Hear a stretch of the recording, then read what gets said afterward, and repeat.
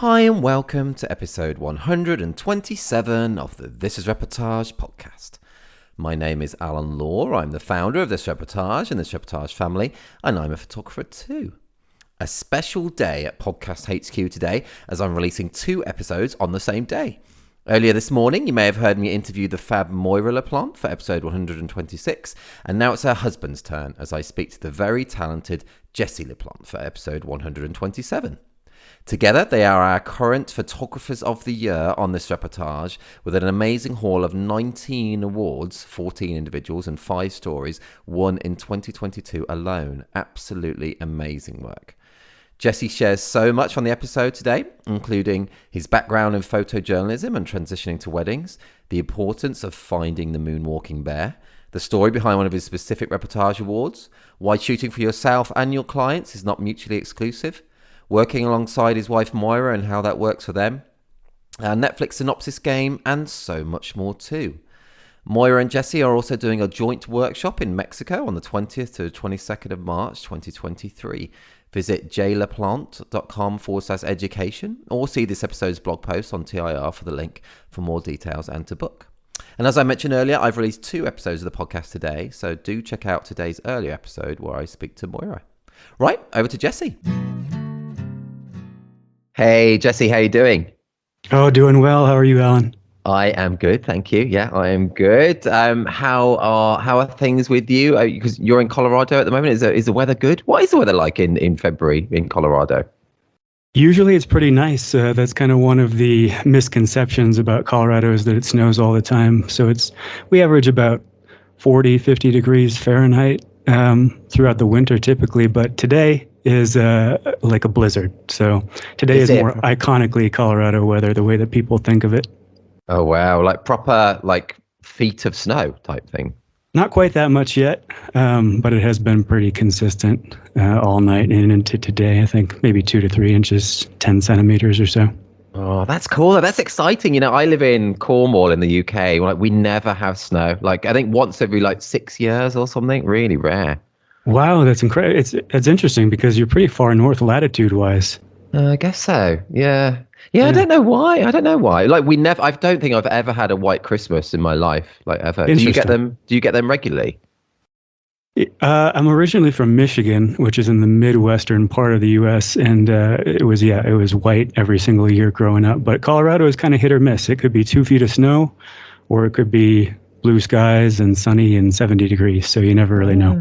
Okay, that is interesting. I want to experience a white Christmas one day, though. I do want to experience that.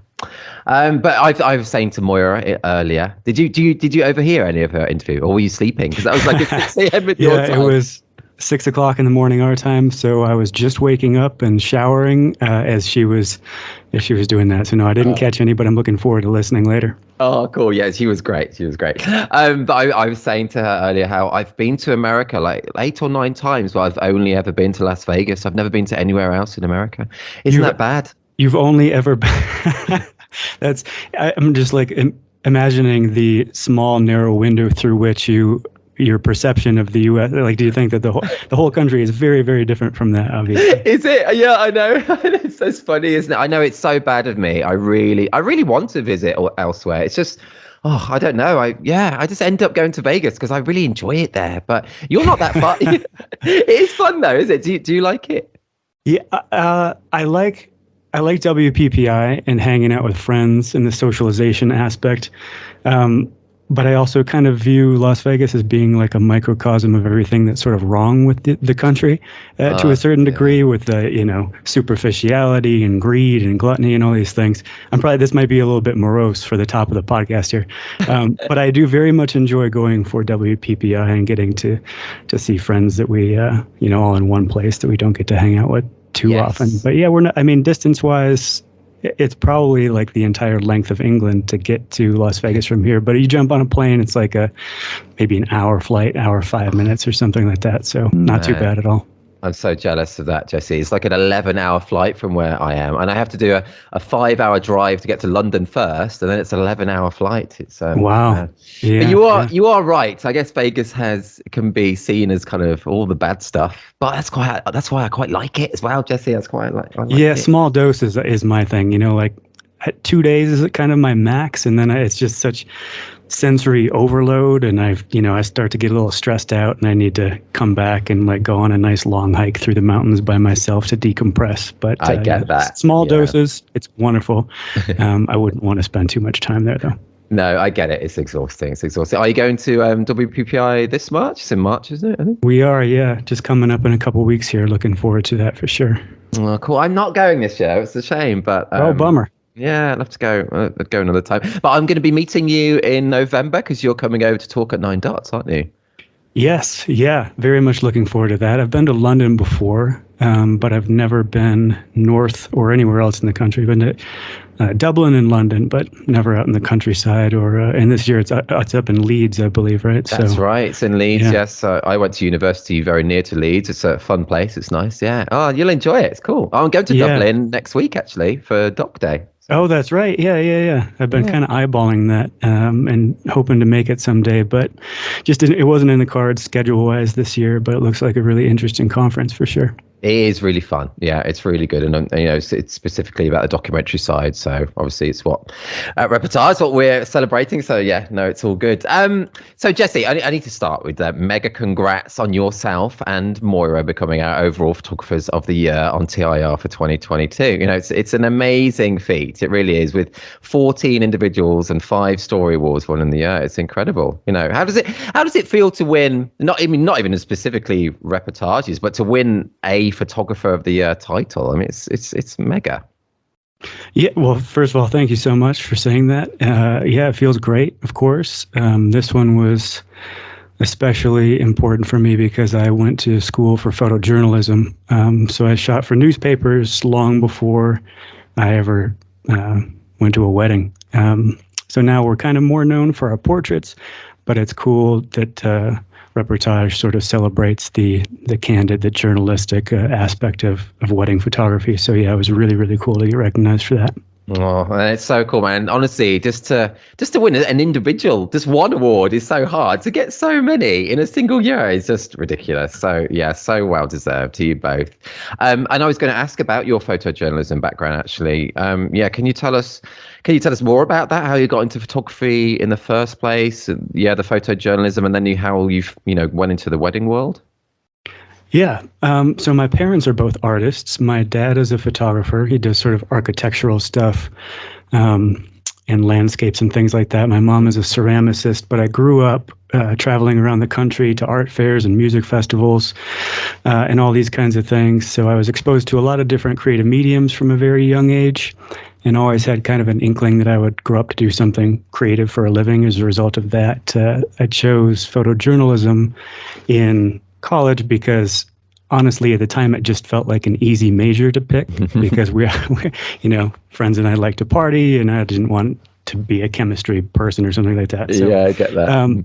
But immediately kind of fell in love with it and started shooting for newspapers while I was in college. And for a couple of years after that, then it was, I think, around 2008 where we had the big recession here in the US, and that's kind of coincided also with the decline of the print journalism industry. So I had to find new avenues of income. So I decided to switch over to weddings, but the skill set was very transferable, of course, because we shoot weddings very similarly to the way that I worked for newspapers, in that it's kind of 90% pure journalism where you don't manipulate or affect the scene in any way, shape, or form. You're just a fly on the wall. And then there's 10% where you switch over and do portraits. For papers, it would be like a portrait of an athlete or a business owner or a politician or something like that. So it's very, very, very similar to shooting weddings. That's cool. And when you did your first wedding, then did you instantly just you didn't feel any pressure to shoot in a kind of like a traditional wedding photographer style and setting everything up? No, you just went straight into that kind of like photojournalism approach with a bit of portraiture as well. No, I didn't. That's an interesting question. It seems like that would make sense. But when I got into weddings, so actually the first wedding I shot was for a friend. And I charged her like $300 or something like that, right? Yeah. Just because I was going to go there. She's like, oh, free food and beer and a couple $100. And I was like, that sounds like a good gig to me. Yeah. You and charge a bit more than that now. A little bit more than a that. bit. Yeah, just a bit. Yeah.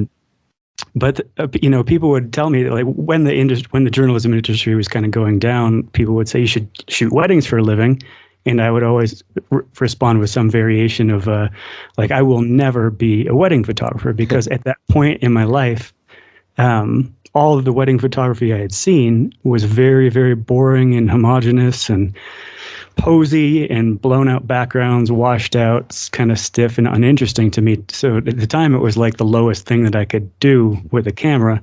And it wasn't until many years later that I kind of realized, I had this epiphany where it was like, oh, why does wedding photography have to be boring, right? It doesn't. It can be anything you want it to be. It can be journalistic. It can be, you can bring in landscapes. You can bring in all these other styles of photography and shoot it through whichever, lens, no pun intended, you want. That's so true, isn't it? I remember having a bit of an epiphany like that, and just seeing, I think I was in a shop in a very boring story, actually. No, but I was in a shop in the UK, and I saw a cover of a photography magazine. It was for Horisti's kind of work, and yeah. And I was like, wow. I mean, that was an example of how wedding photography can be, as you say, like literally whatever you want, isn't it? It's mad, really, and that's what's so exciting about it. I think it'd be so boring if we all had to take a kind of like wedding photographer test to become one. Exactly. Yeah. It's not like, signing up to be a truck driver or something, right? It's very, very personal, and we all have our own unique style. And yeah, if we all played by the same rules, the world would be a pretty boring place. That is very true. That's very true. And so that very first wedding, then I guess it went well, and you enjoyed it, and I guess they liked the images? Yeah, it was kind of, it wasn't a great litmus test because it was friends, and we just kind of hung out all day and partied, and I took some photos here and there. So it wasn't like the full coverage that we do now. But it was also kind of a taste of, wedding logistics and how it's a little bit more, can be controlling, and planners and timelines and those sorts of things. So all those kind of things, I was like, oh, I wasn't really expecting that part of it, right? I just thought I was going to go in and shoot. But so it's a little more controlled, I think, than going on a newspaper assignment where you just go in blind and create whatever it is you can with what you have. Right. Sure. Okay. But after that, how did you realize soon after that is what you really wanted to, go towards that and do more weddings? I did like the fact that it was mostly happy moments and joyful. It was like, for most people, it's kind of the best day of their life, right? There can be things that go wrong here, quote unquote wrong. But for a newspaper, it could be anything from photographing a professional basketball game to, capturing a meth lab that has just exploded and all the fallout from that, right? So there's a lot of, it's like a roller coaster of emotions, and not all of them are good. Yeah. But with a wedding, it's mostly positive vibes. So I really enjoyed that aspect of it for sure. And obviously it didn't hurt that the pay was a lot better. Oh, good. Yes. That is a plus side, isn't it? Yeah, that is a plus side. For sure. Yeah, you're so right there, though, as well. I think sometimes we can get, I think it's normal for anyone in any kind of vocation to get a bit tired or a bit downhearted about what we're doing. But we're so lucky to be around that kind of joy, like week in, week out. There's not many people who get to spend such a momentous and joyful occasion with people like we do, I guess, and be such an intimate part of it. Yeah, that's a good point. Yeah, I mean, I think that it's human nature to kind of find something to bitch about, regardless of what your circumstances are. But for me to have a touch point to shooting pure journalism where it was, not for much money, and you're just kind of doing it for the love of it purely, and every day, some days are horrible, some days are great. Shooting a wedding is easier on the psyche, I think, for me. So. Yes, no, I get that. I feel exactly the same. So let's talk about then how your lovely wife Moira got involved. I asked her about a line in her bio about how you met, and she said that I should ask you about how you met as well, because they're like different stories. But I also want to point out one of the line in your bio, which is really lovely, and you say, Moira and I have been together 15 years, and not a day goes by that I don't wonder just what in the hell she sees in me, which I think is very lovely, man. It's really, really nice. I get that, and I feel totally the same about my own wife as well. So yeah, it's true. I do feel that way. Oh, that's so nice, man. And you've been together so long as well. So it's just so lovely to hear that kind of thing. Like romance is well alive. I like that. That's good. Yeah. Was it love at first sight for you? And did you offer to buy her a drink at an all-inclusive resort? I like that. So my version of the story is that and honestly, I don't think anybody knows exactly what happened because it was through the haze of 3 days of, spring break. And we have different versions. All of our friends have different versions who were there with us. But the way that I remember it is I was at the bar trying to get a beer, and the bartender was not serving me, or he was pretending not to see me, and he was just going up to the young women that were waiting for drinks, right? Yeah. So I was like, hey, can I get a beer? And he wouldn't look at me. So another young woman comes up and stands next to me. He goes straight to her. And she says, yeah, I'd like a beer. And I think this guy wants one too, gesturing to me. And I was like, oh, shit, that's cool. Like none of these other people noticed that I was there. But she had the wherewithal, the awareness to see me. So we struck up a conversation. And that turned out to be Moira, obviously. Spoiler alert. So, yeah. So I don't know. Maybe at some point I made a joke about buying her a drink or something because it's, free at an all-inclusive resort. But one of my friends is like, no, man, I took you and I shoved you into her. And that's how you met. And I was like, I don't think that doesn't work with women, is having men shoved into them.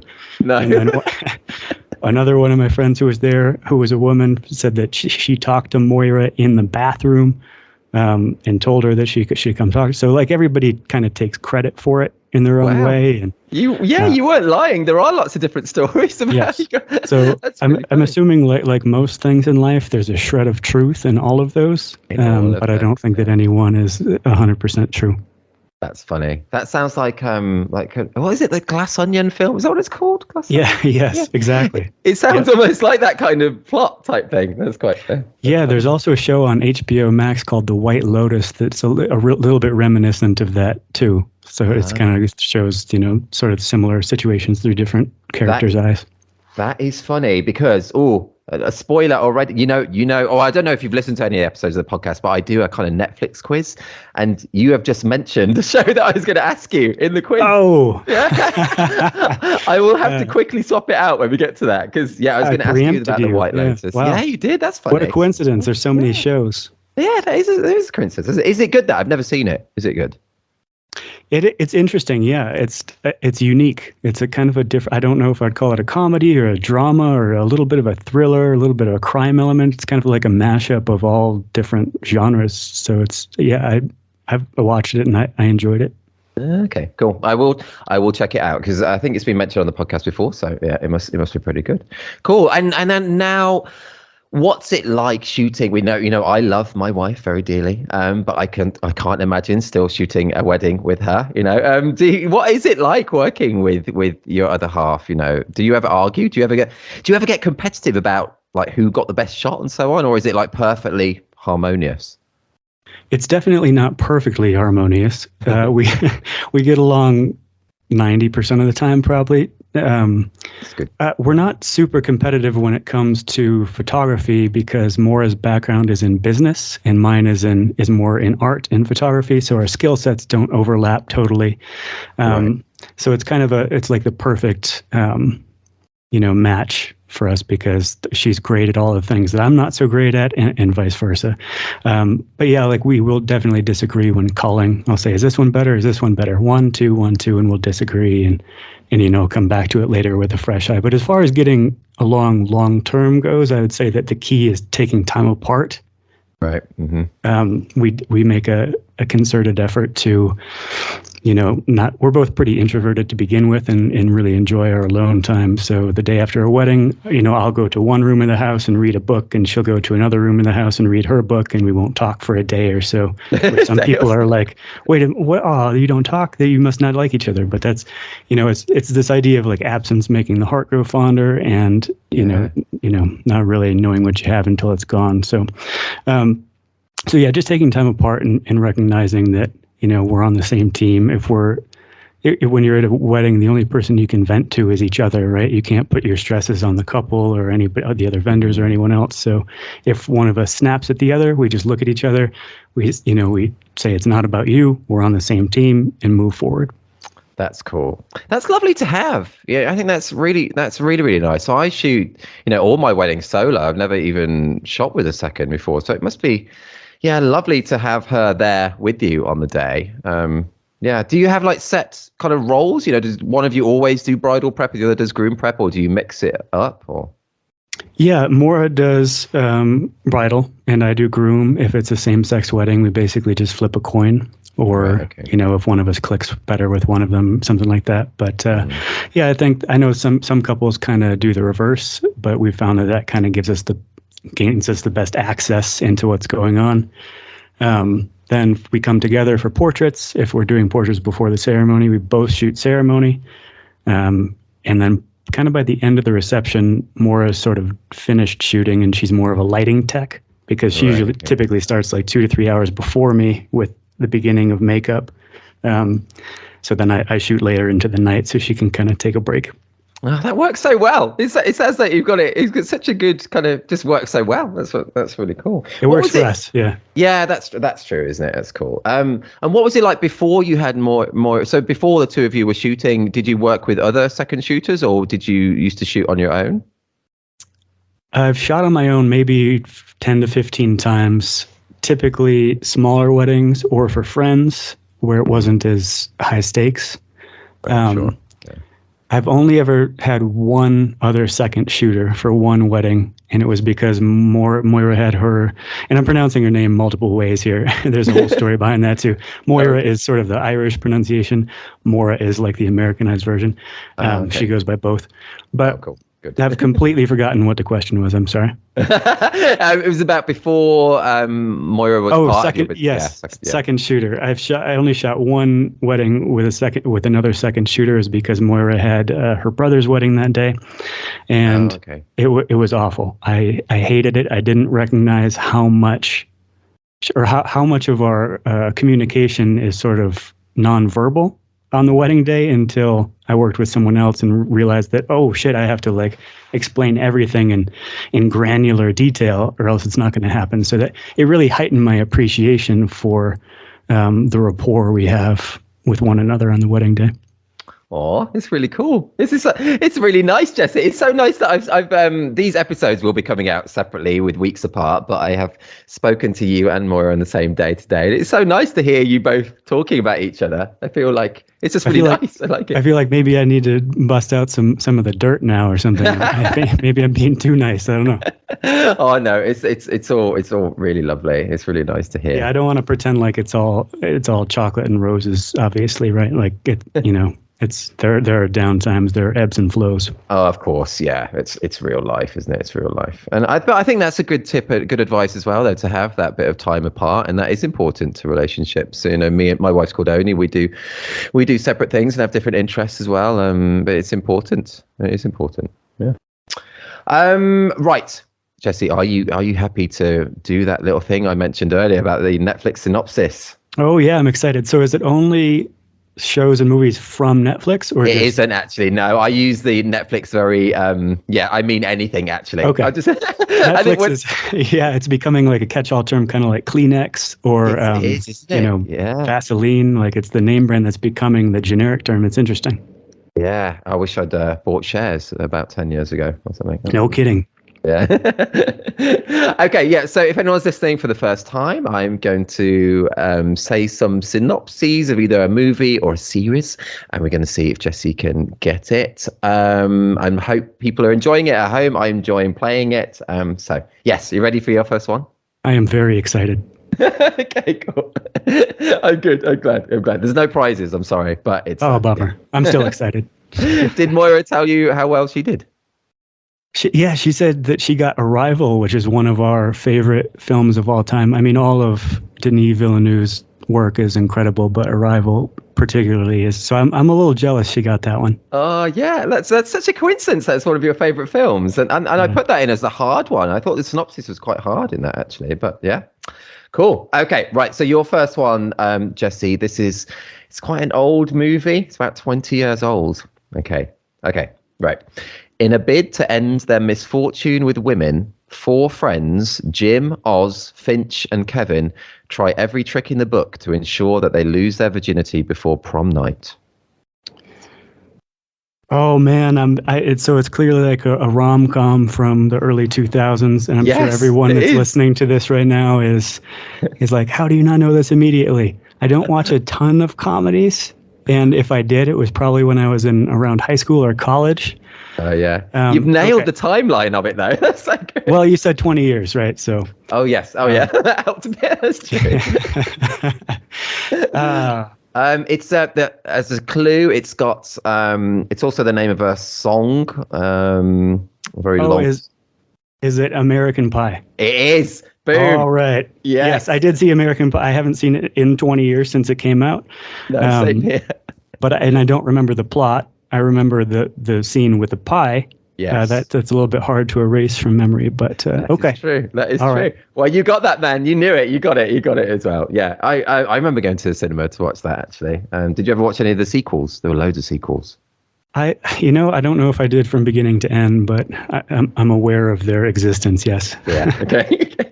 Sorry, it's quite a lowbrow one. No, not at all. It was a good one. I like it. Okay, that's good. Okay, 1 out of 1 so far, Jesse. Let's go on to your second one. This is an even older movie. Okay, so a cyborg identical to the one who failed to kill Sarah Connor must now protect. Oh, Terminator. Oh yes, but it's specifically... Oh, I'm sorry. I should let you finish. Okay, I'll do it. Okay.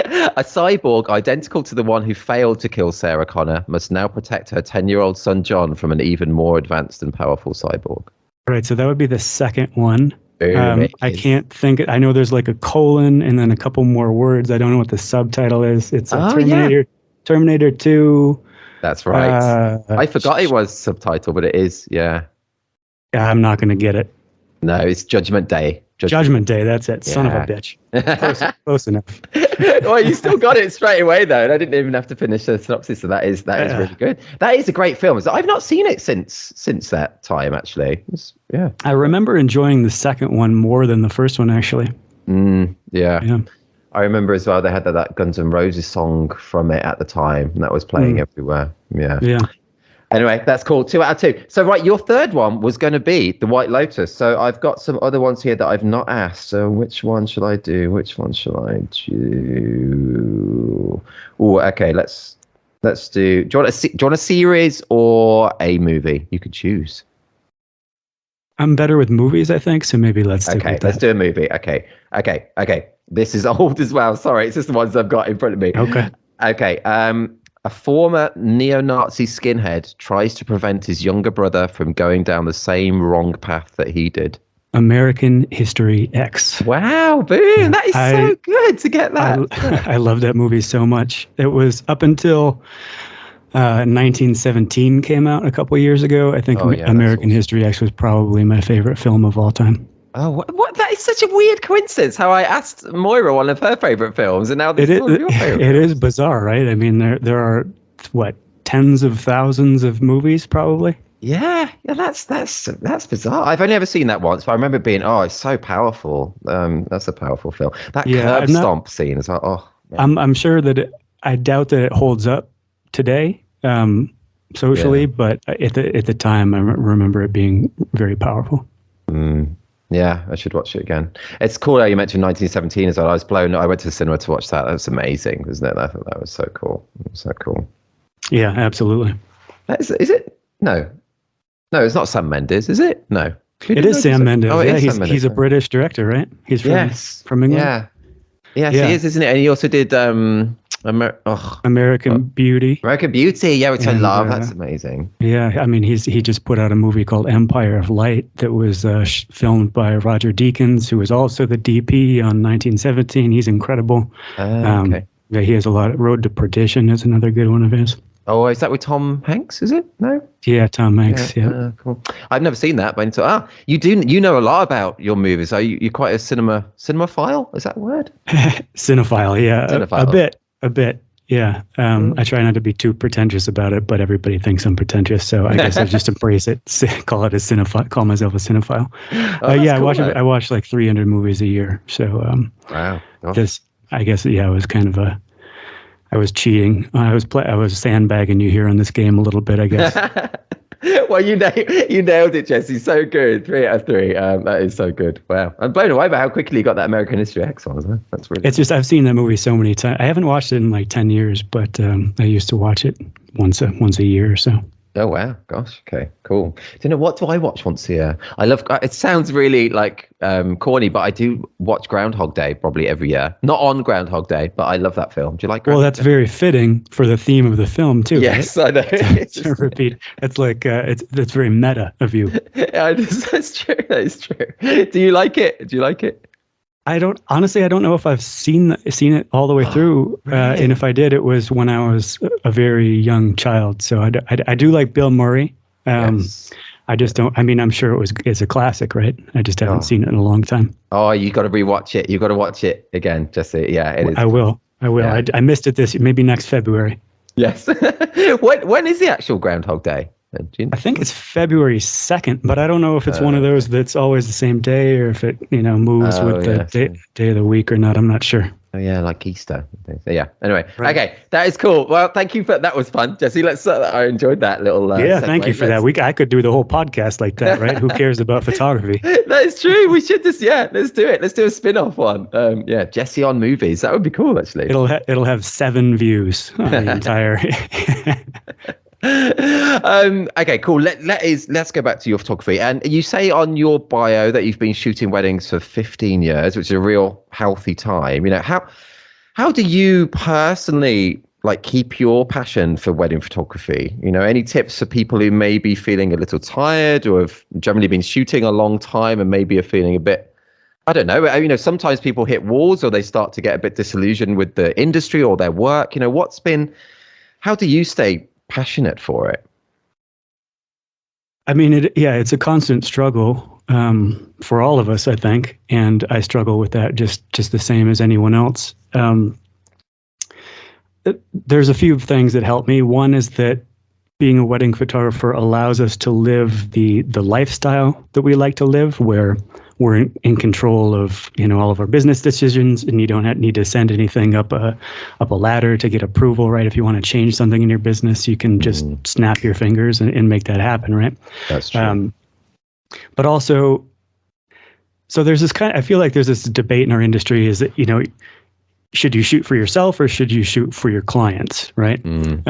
And I don't think that those two things are mutually exclusive. I think that we can do both at the same time as long as we are good at targeting our ideal clients, right? And not just booking anything that comes across our desk. And that's why I'm very fortunate to have Moira on my team, because she is a business guru and is very, very good at kind of defining I don't want to say demographics, but more like psychographics, the types of people who have been really, really enjoyable to work with and who kind of are booking us for our style specifically, so that when it comes to the wedding day, they just say, do whatever you want, right? Just all we want is something cool from you.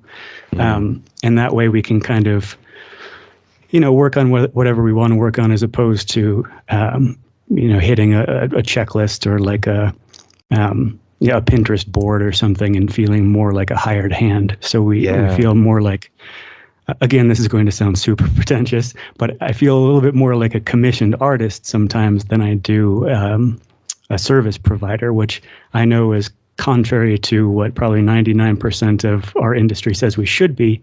But again, as long as we're on the same page with the client and they're happy with what we're creating, I think that we can shoot for ourselves and for our clients at the same time. So that's big for us. Yeah, and that totally makes sense. And I don't think that is pretentious at all. I don't think I could be doing this, as well as doing reportage. I'm a photographer as well, and obviously shoot weddings. And I couldn't be doing it if I just felt like a service provider. I do think what we do is, and as I'm going to disclaim it like you did, it sounds a bit pretentious, but it's true. I think it's art on the fly. We are, and it is, as you say, it is like commissioning an artist, I think, and we all have different styles, different ways of viewing the world, and I think that is how it should be. It shouldn't be just like down to just something off a checklist, like need a videographer, need a photographer.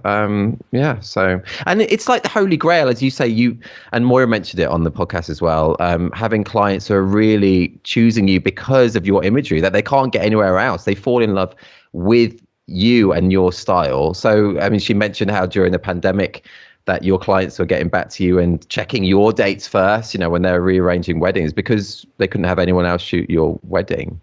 And how do you think that's come about for you guys? Is it all about just showing the images that you love, or is it more than that? Is it about, how you word your website? Because I love the way there's a lot of personality in your website as well. How do you think you get the clients that really just love what you guys do?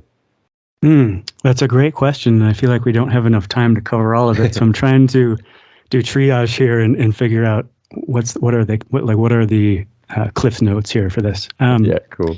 Yeah, this is definitely, again, where Moira's expertise comes in. It's the image selection. We're only, it's show what you want to shoot has become kind of a cliche in our industry, but we are very, very rigid about that. We're not picking things that we think the masses will like, right? We're picking things that speak to us, so that the people who see those images and come to us are going to dig the same things that we dig, right? So that we're not putting a bunch of details and informal things and kind of like basic portraits. We're only putting the stuff on there that we're really, really excited about, because we want our clients to come to us because they're really, really excited about what they're seeing. Same thing with the copy on our website, the way that we write social media posts, the way that Moira interacts with clients when they email or call. It's all those things and so much more.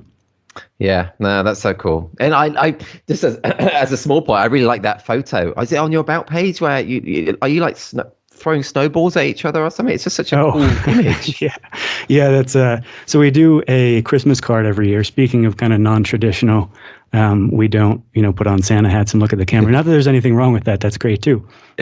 But we go into our backyard, set up lights at nighttime, and just kind of do something weird. And I think that one was, we put the camera up on a tripod on interval mode or whatever it's called, and just chuck snowballs at each other. And there's a whole sequence of her.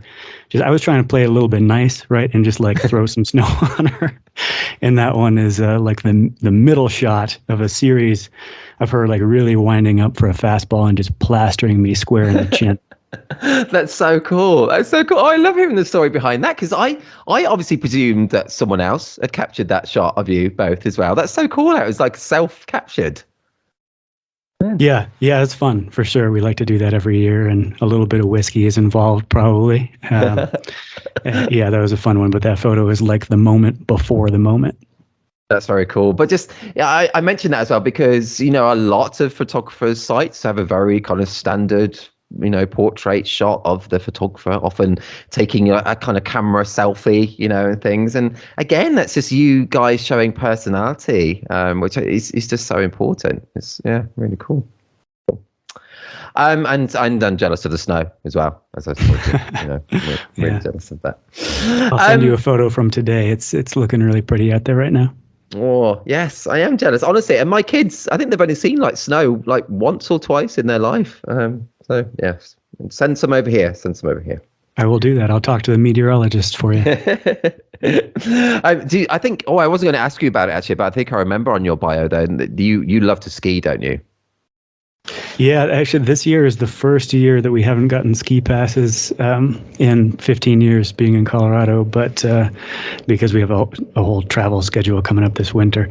But yeah, we love to ski. Our joke is that it's like two seasons. It's wedding season and ski season. So typically in a normal winter, we're up in the mountains every week for sure. Oh man, you paint a very lovely kind of you seem to have a very nice, cool life, and it just sounds really cool, honestly. And how Moira said you're going to be moving into something that sounds totally epic soon as well. Yeah, we've always wanted land, But first of all, our life isn't that great, right? I think that these are probably just the highlights or something.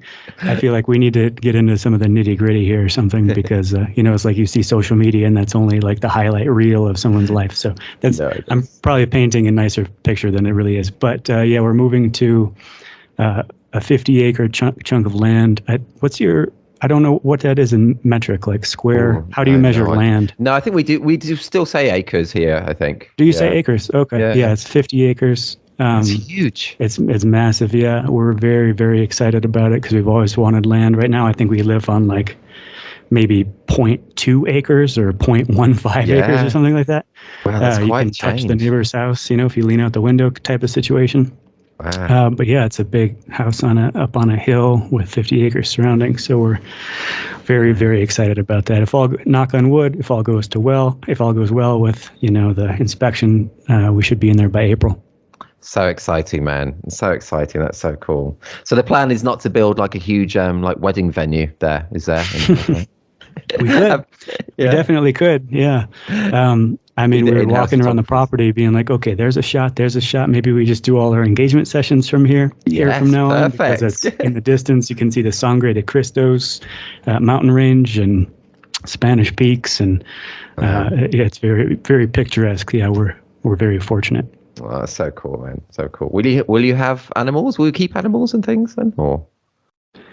Moira really likes dogs, and we've never had one since we've been together because we travel so much. But I could see at this place eventually. That'll probably happen. Not like farm animals or anything, but there's so much wildlife that, when we went there, we went outside and we just stood there in the silence and just listened to the hawks, like going by, and then there's coyotes and. I think there's bears sometimes too, we heard, which is odd because it's kind of high plains desert. So I didn't know there would be bears, but apparently there are, and rattlesnakes and all sorts of things. So, oh, man, it's exciting though. But we have far less dangerous animals in Cornwall, where I am. I think, I don't know what the most dangerous thing would be. Like a hedgehog, probably. We have prairie dogs, which are similar, I think. They come out of the ground, but yeah. Oh. Prairie dogs. Maybe not similar to a hedgehog. Now that I think about it, when I think hedgehog, I can just think of the little blue guy from the video game. Oh, Sonic. Yeah. Sonic. Yeah. Do you like gaming? Are you a video gamer? Really? No, I did when I was a kid. I think the last console I owned was the N64, playing GoldenEye and. Oh yeah, they just re-released that on Switch. On Ocarina of Time, I remember getting that. Yeah, classics. Those are two of my favorites. Yeah. Oh, that's cool. Cool. Let's go on to, because as you mentioned a hawk there. I don't know if the bird that I'm going to talk about is a hawk, but one of your Reportage Awards, which is just awesome, man. I mean, you've got so many, both of you. It's just so cool. But one I want to ask you about is a bird of prey. It looks like bringing the rings into the ceremony. You know the one I mean? Yes. Yeah, that is a hawk. Oh, cool. Can you tell us more about that? It was the ring bearer it was like a Cherokee ceremony. And so he, instead of, like sometimes people will have, tie the rings to their dog's neck or something and have the dog come in, but fitting with the theme of the wedding. So the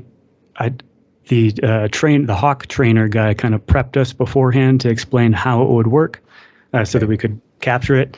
And did you know before the day it was going to happen, or was this as you turned up in the morning? Like I can't remember how that worked. It was we definitely knew before the ceremony though, and so he did a couple like dry runs with the hawk, flying him up and down.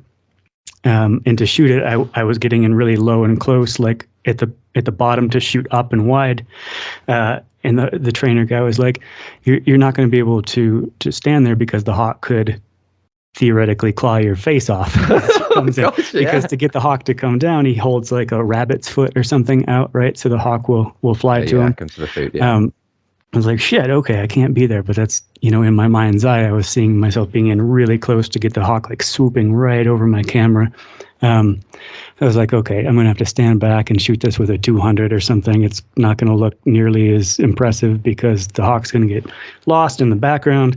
So then when it came time to do it for real during the ceremony, I just kind of threw caution to the wind, ignored everything that he told me, and ran in and kind of slid in on my knees and took a whole bunch of shots in rapid succession as the hawk kind of blew over my camera, wings fully extended at 20 miles an hour. And one of those shots out of like the 50 frames that were taken had the hawk kind of isolated perfectly up in the sky, and that was one of my favorite shots of all the time, for sure. That's so cool, man. Oh, it's so cool to hear the story behind it. Was the handler a bit annoyed at you afterwards, or was he never noticed me? And that's, I feel like, the thing on a wedding day where people are all like, "Oh, where are you going to be? Are you going to be intrusive?" At the end of the wedding day, they're always like, "We never even knew you were there," right? Like, where were you when this photo was taken?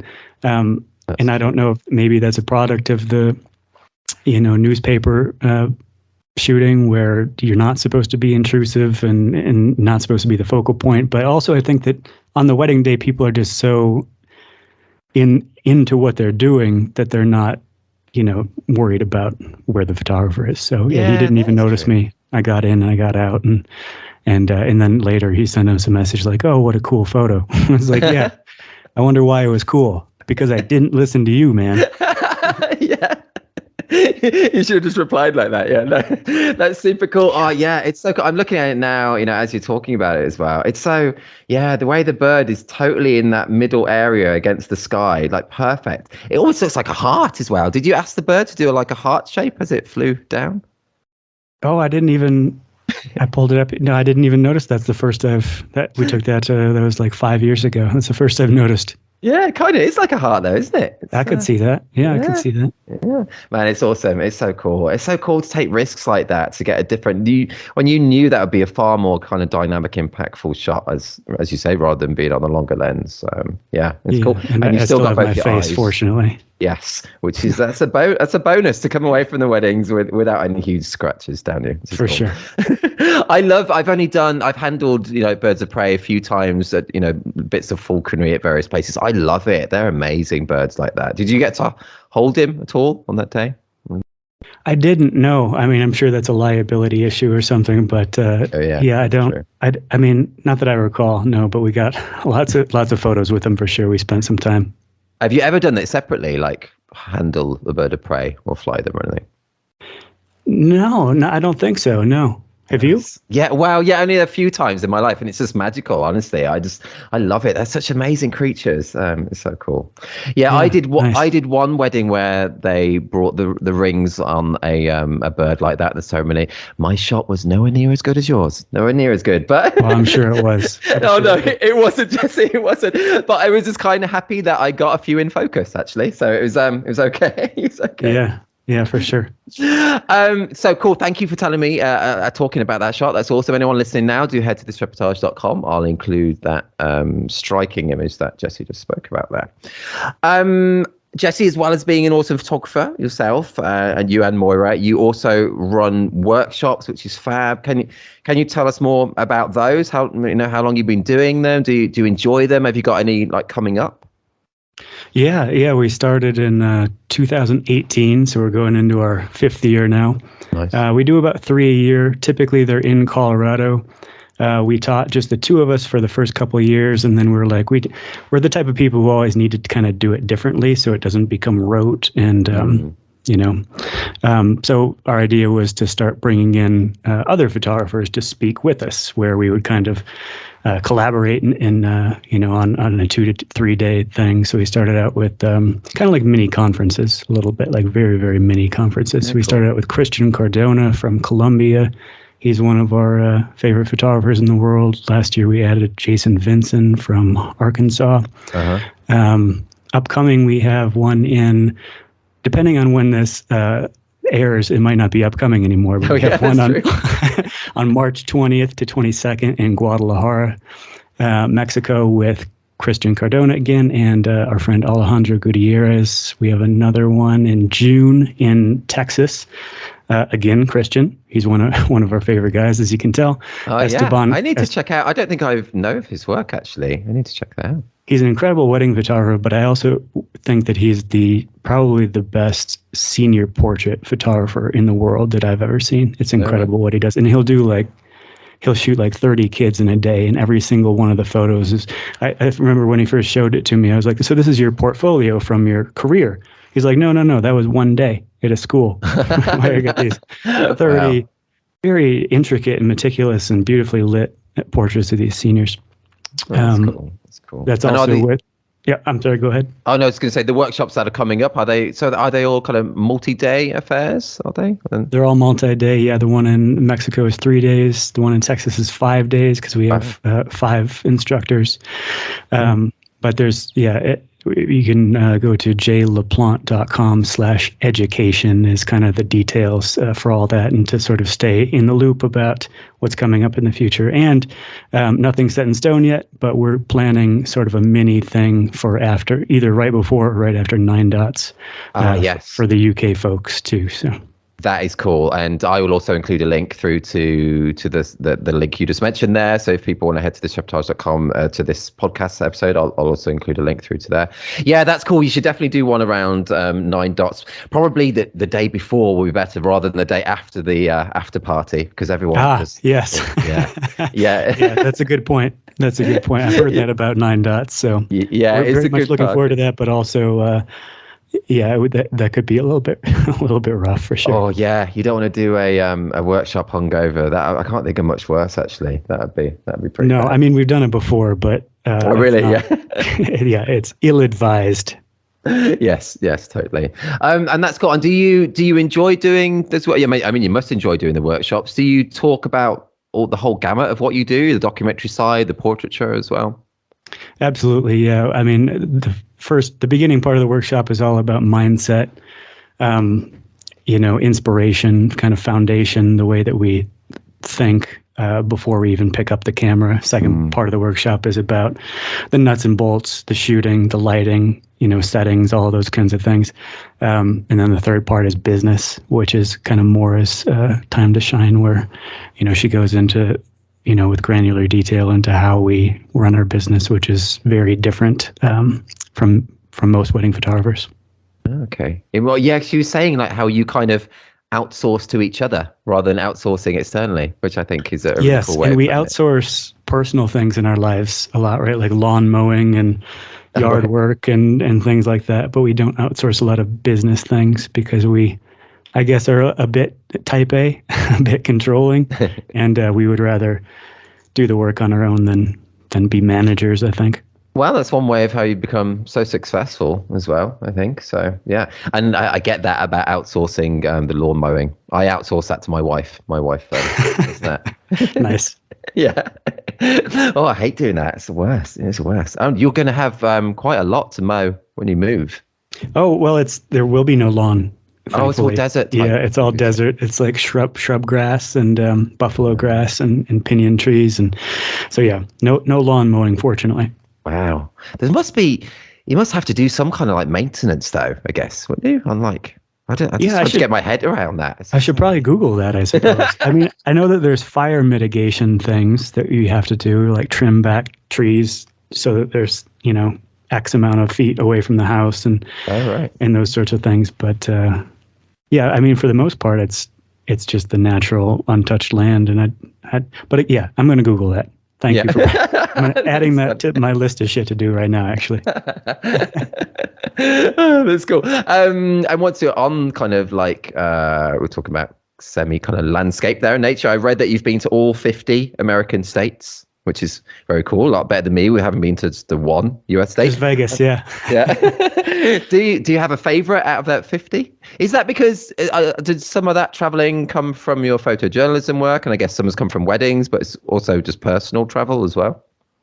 Yeah, like I mentioned, my parents traveled a lot as I was growing up. So I went to maybe 30 or 35 before I was in college. And then after I graduated college, I just took like a really long trip around the West to go to all the ones I hadn't been to, with the intention of finding somewhere to move to. And Colorado was my favorite, so I moved here. It's still my favorite. My favorite city, though, I would say is New Orleans in Louisiana, because of the culture and the food and the architecture and the music. It's just a really, really interesting and unique place.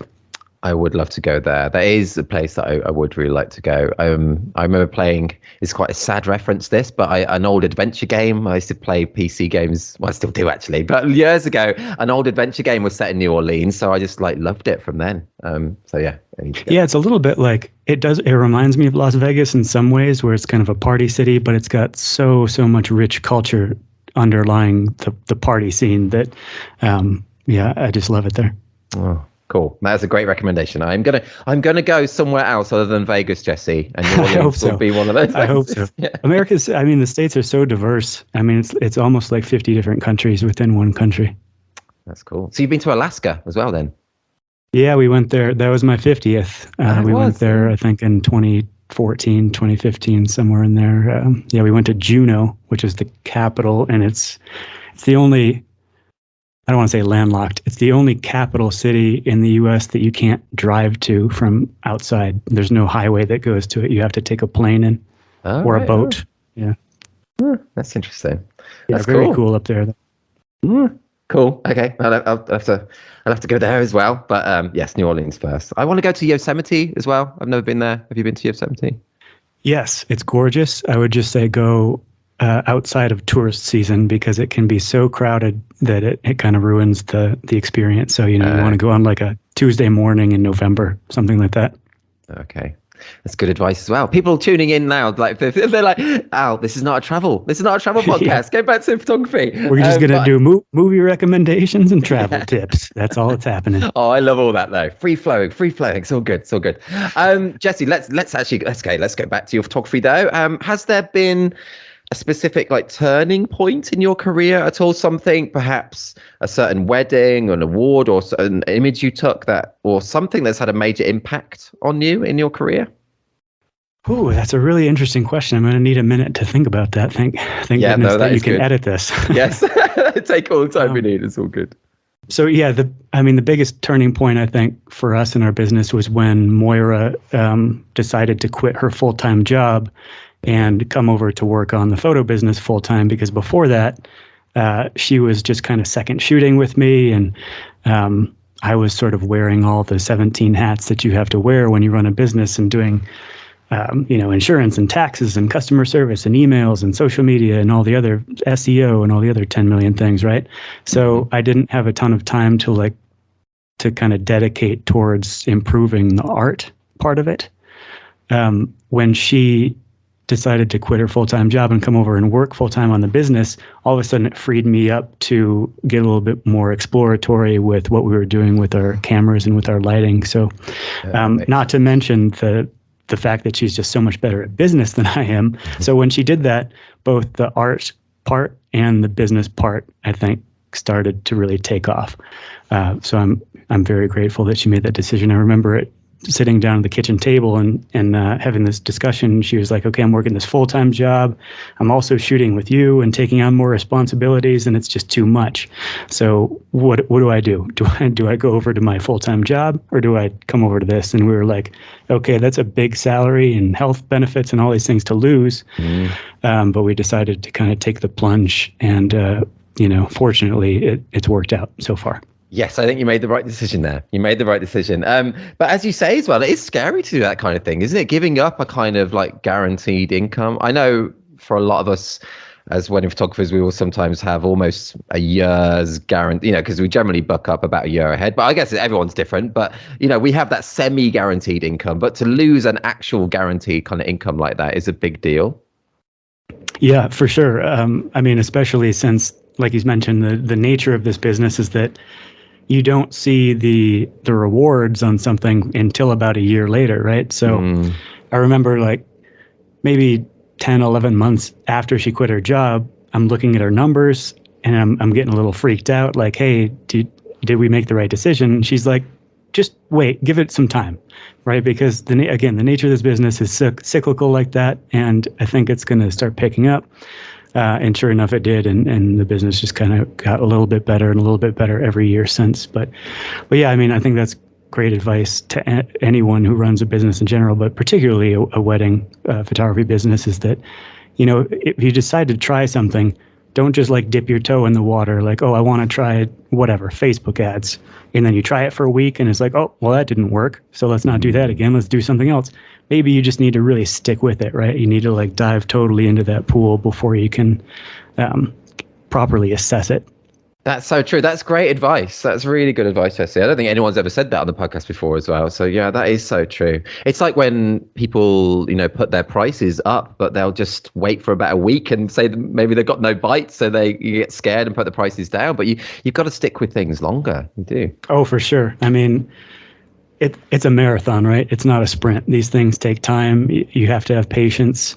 There's going to be ups and downs. There's going to be hard times. But yeah, you can't be skittish, right? Like you need to make a decision, stick with it, and see it through before you actually can tell whether it was positive.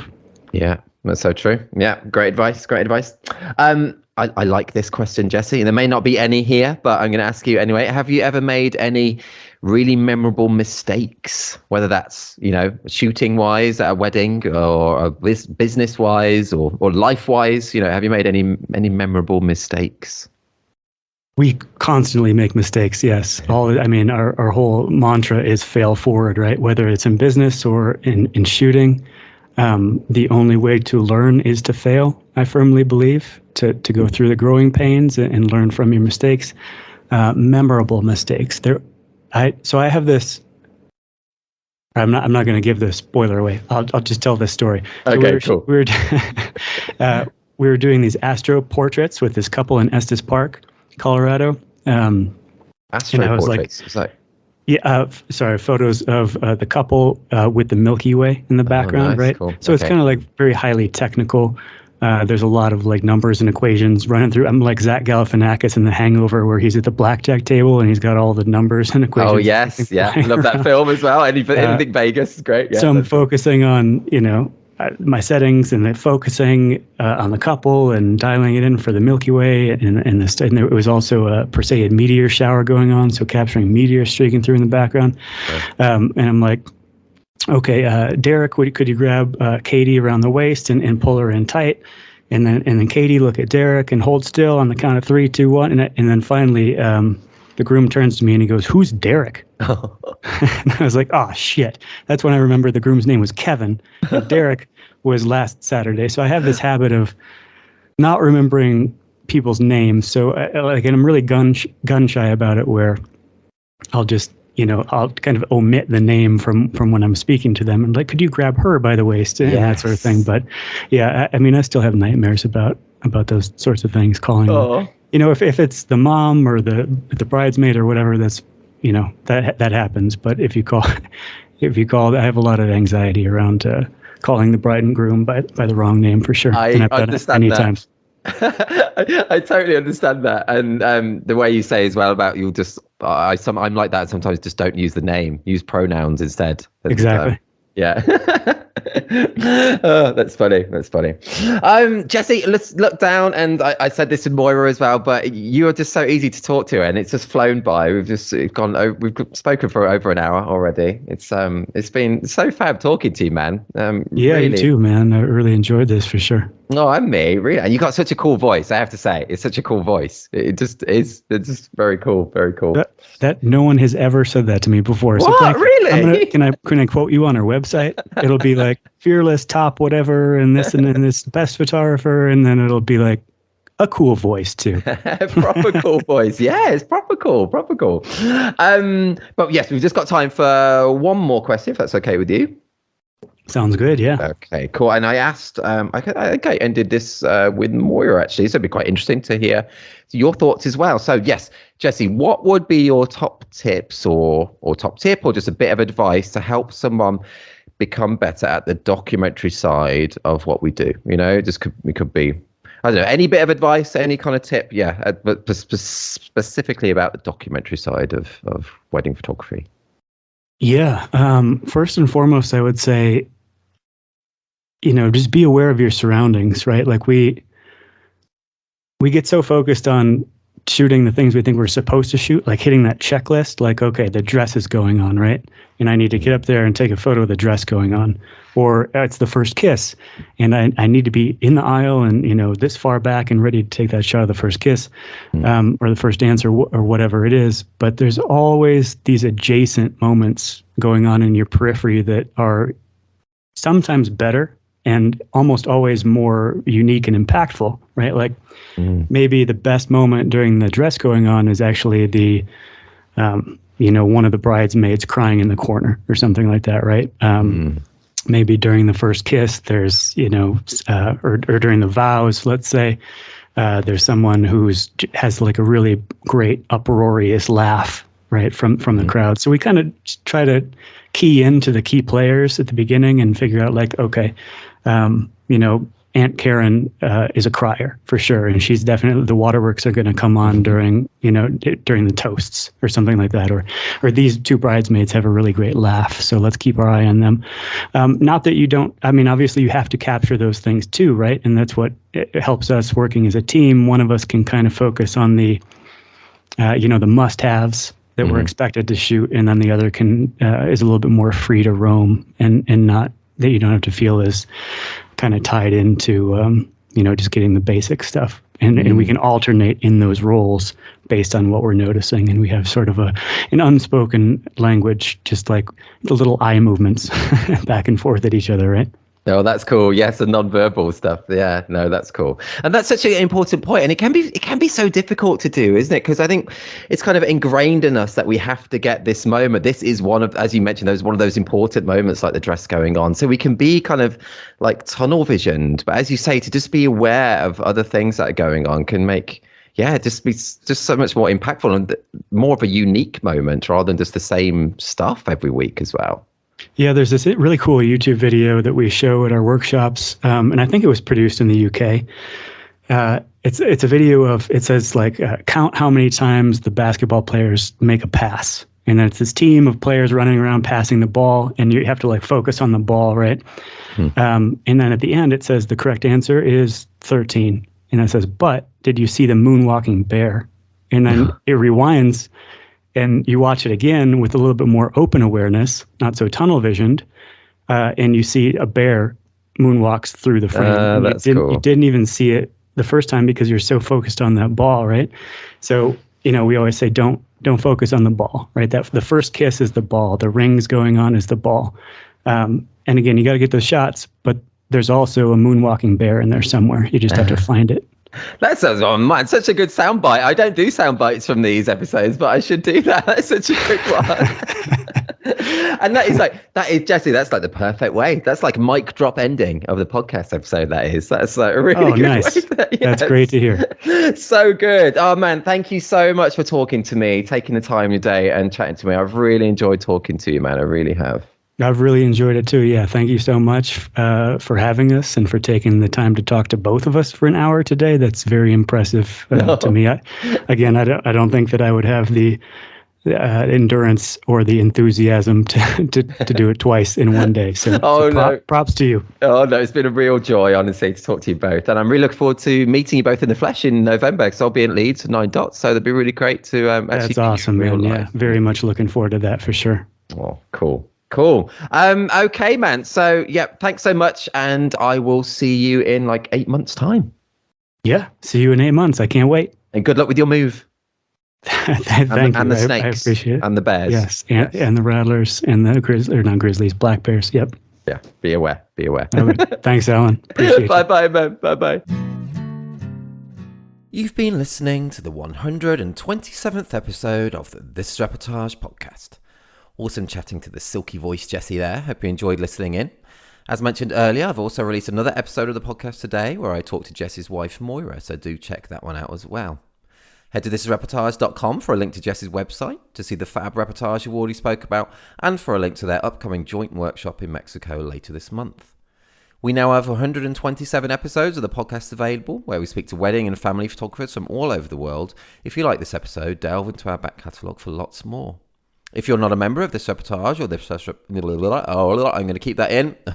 I should be able to say it. I'm going to keep it in, though. If you're not a member of this reportage or this reportage family, check out all the benefits of joining us, including an unlimited number of images on your profile, 60 individual award and 18 story award entries per year, invites to our physical meetups and parties, exclusive discounts, hours of educational videos featuring tips and advice from some of the world's best photographers, and much more too. Submissions are closing soon for our next awards round. The deadline is the same for both websites. Submit by 23:59 GMT on the 24th of March 2023. No poses, nothing staged. This is Reportage. And this is bye for now.